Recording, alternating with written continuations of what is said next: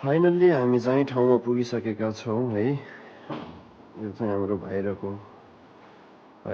Floor भयो। यो की holder, यो वासरुम, त्यसपछि यो म मिस्टर राजेश गाङ।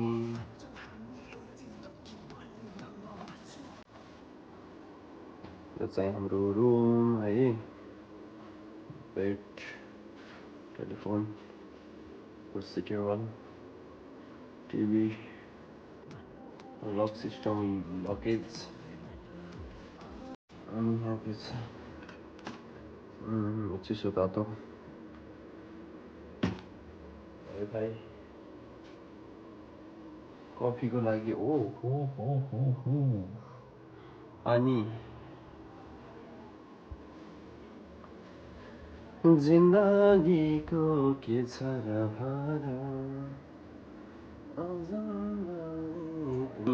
यहाँ चाहिँ के छ भने यो रुममा बसेको बेला बोर भयो भने पढ्ने किताब है, पढ्ने किताब भयो। बाँकी यो एसी भयो, अनि यो चाहिँ वाइफाई है।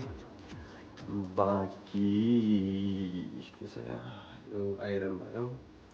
आएर यो ड्रेस लगाएर चाहिँ बिहान यसो हान्नुपर्छ एक दुईवटा फोटोहरू है।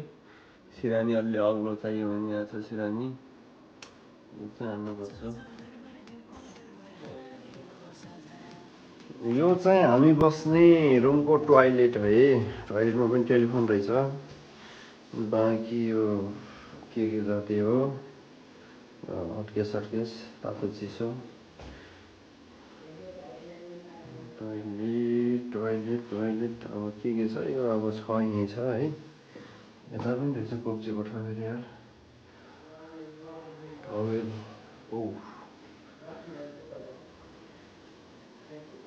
टोयलेट चाहिँ व्यवस्थित छ नि।